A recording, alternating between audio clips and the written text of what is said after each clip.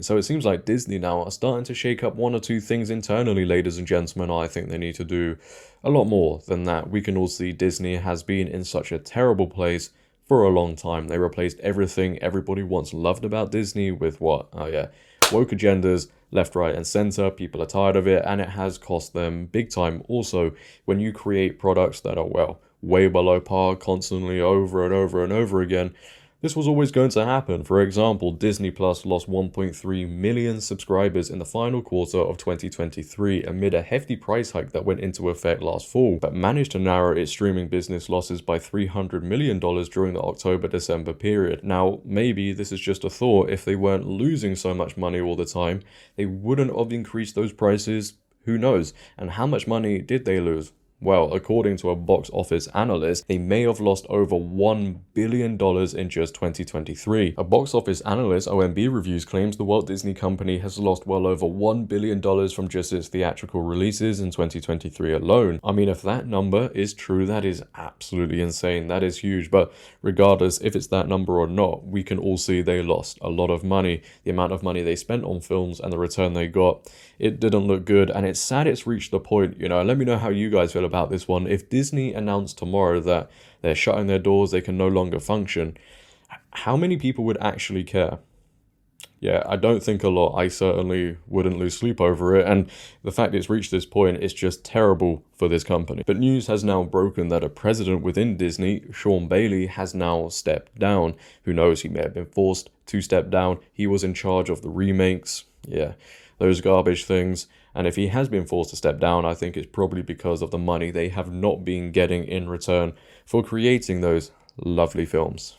A long-term Disney movie executive steps down. Sean Bailey in the past had hits with live-action versions of Aladdin and The Lion King, but Disney has been on a box office cold streak more recently. Sean Bailey, the longtime president of Walt Disney Studios Motion Picture Production, has decided to step down amid investor pressure to reverse Disney's box office cold streak. Yeah, I don't think he stepped down willingly. I think maybe, some people said to him, hey, look, you're doing a terrible job. Maybe it's time for you to move away from that position. And now they're shaking things up. Probably most likely. His hits have included the live-action Aladdin, which collected $1.1 billion at the box office. A photorealistic The Lion King took in $1.7 billion, and a live-action Beauty and the Beast delivered $1.3 billion. But more recently, Mr. Bailey's division has struggled, along with other Disney studios, including Marvel, to find new hits. His remake of The Little Mermaid, absolutely terrible by the way, which cost an estimated $375 million to make and market, collected about $570 million worldwide after its release last spring. Disney had hoped for closer to $1 billion. Yeah, and I Might Fly Tomorrow. The haunted mansion overseen by Mr. Bailey bombed in July. And as you're going to see in a few seconds or so, it was actually revealed this is the guy that was in charge of the Snow White remake, it seems. Yeah, the casting, we all know how terrible that one's going to do. I mean, it has been delayed already until 2025, so maybe Disney now will look at that and think, yeah, let's just move away from that, cancel it. I mean, the New York Times, it was only a year ago, was praising this man and his amazing remakes. The man reimagining Disney classics for today's world. Sean Bailey is in charge of live-action remakes of films like The Little Mermaid. It's a job that puts him in the middle of a partisan divide. Disney likes the cash. Yeah, I don't know about that one, otherwise things might have changed a long time ago. The company also views Mr. Bailey's remake operation as crucial to remaining relevant. Disney's animated classics are treasured by fans, but most showcase ideas from another era, especially when it comes to gender roles. Be pretty girls and things might work out. Yep, here we go. The reimaginings, as Mr. Bailey refers to his remakes, find ways to make Disney stories less retrograde. His heroines are empowered, and his casting emphasizes diversity. A live-action Snow White set for release next year stars the Latina actress Rachel Zegler. Oh, I can't stop laughing. As the princess known as the fairest of them all. Yara Shahidi played Tinkerbell in the recent Peter Pan and Wendy, making her the first black woman to portray the character on screen. You know what? I've just realized I haven't even seen that film. I forgot it came out. Did anyone watch it? Yeah, I think that says a lot. But when you choose the messages of diversity, which really means just race-swapping characters and the whole girl boss thing, which people are so tired of, you're going to lose a lot of money.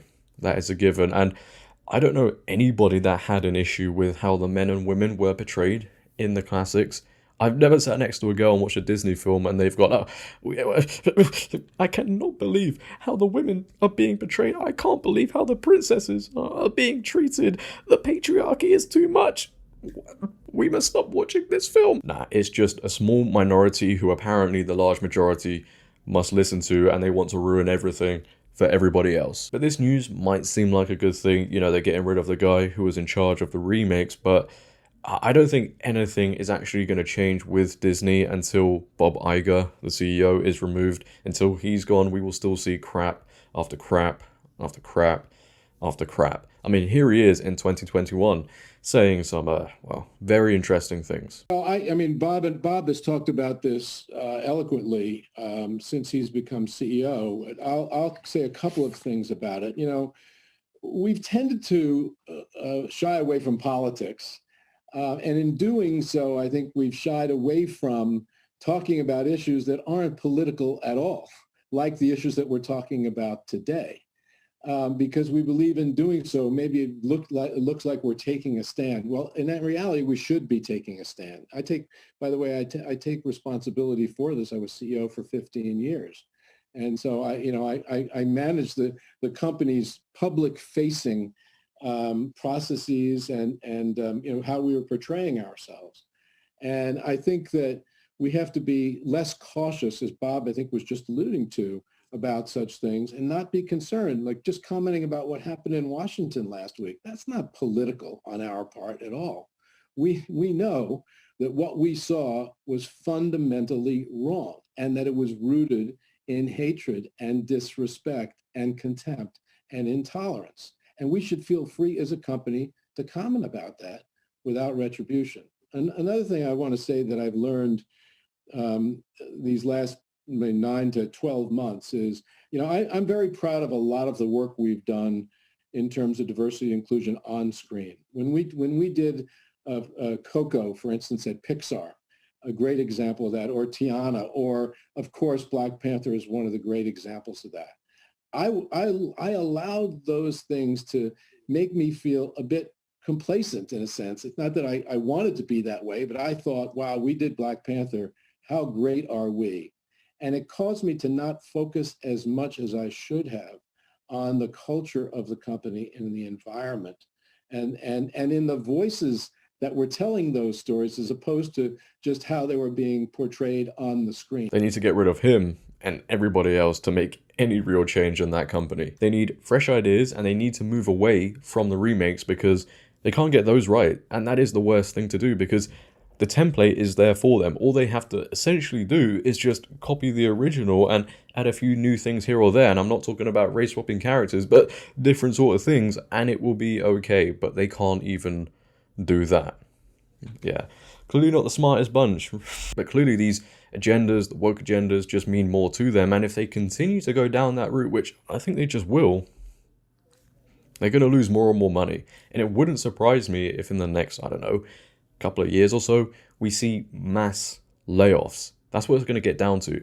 People will lose their jobs because they have to constantly push the message. And even then, they won't listen. But leave your thoughts down below, ladies and gentlemen, on this news. What are your thoughts on Disney as a whole? I would like to know. If you have enjoyed, by the way, make sure to leave a like rating as it really, really helps out the video. If you're new, hit that subscribe button, turn on bell notifications so you never miss a video, comment on this video, share this video. But until next time, it has been your boy JD. Have a great day, stay safe, and I'm out. Peace. And as you can tell, I love Disney so much.